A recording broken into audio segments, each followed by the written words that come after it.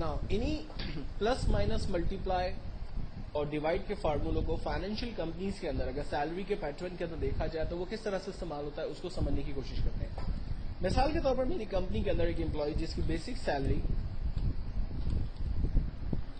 18,000 rupees है,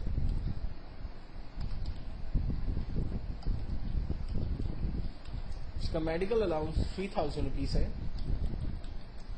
उसका convince 3,500 rupees है, उसे हाउस रेंट 7,500 मिलता है और उसका कोला 1,050 रुपीज है, तो उसको टोटल सैलरी कितनी मिलती है। इसका आंसर जनरेट करने के लिए हम तमाम वैल्यूज को रेंज में लेते हैं, जहां हमें आंसर चाहिए वहां तक की रेंज बनाकर ऑटो सम के बटन पे क्लिक करते हैं, हमारे पास उसकी सैलरी टोटल हमारे पास आ जाती है। अब उसकी सैलरी का अगर मुझे टैक्स डिडक्ट करना है लाइक 3.5% और उसका EOBI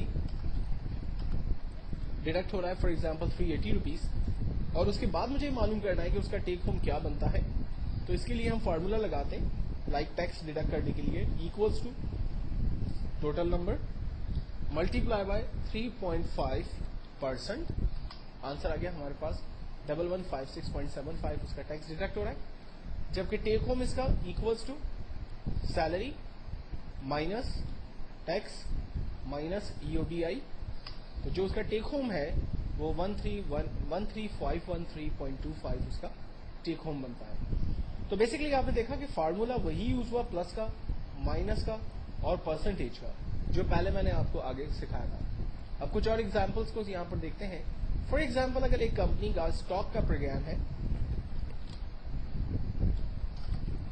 एक कंपनी के पास डिफरेंट आइटम डिफरेंट क्वांटिटी के अंदर मौजूद है, उसकी प्राइस मौजूद है, उसका अमाउंट हम बताना चाहते हैं। फॉर एग्जांपल कंपनी के पास कीबोर्ड है, कुछ कीबोर्ड की प्राइस 350 रुपीज है, सॉरी कीबोर्ड क्वांटिटी में 5 पड़े हुए हैं और उसकी पर कीबोर्ड प्राइस 350 रुपीज है।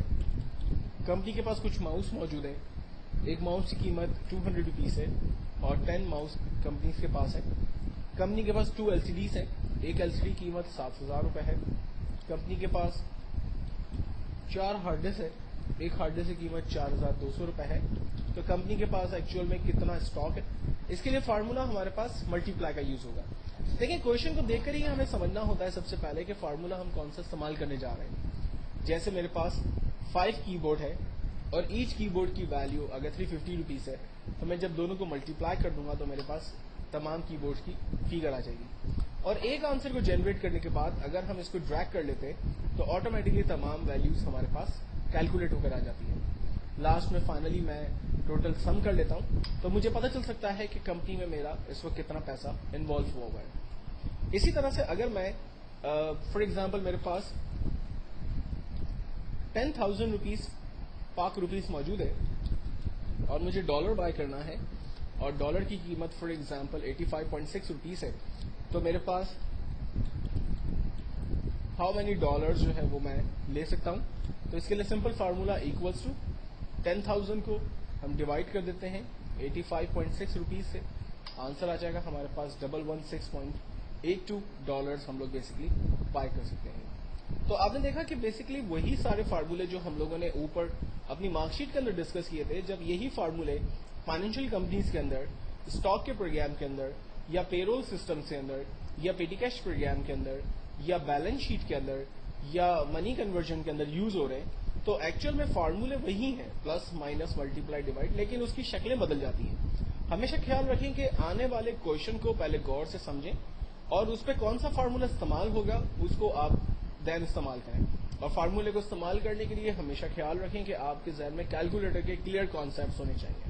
एक्सेल में फार्मूले को इस्तेमाल करने के लिए आप सबसे पहले इक्वल का बटन प्रेस करते हैं, देन उसके बाद फर्स्ट वैल्यू ऑपरेटर और देन सेकंड वैल्यू देकर एंटर करते हैं, आपके पास रिजल्ट जो है वो जनरेट होते हैं। नेक्स्ट फार्मूले में नेक्स्ट ट्यूटोरियल्स के अंदर डिस्कस करेंगे।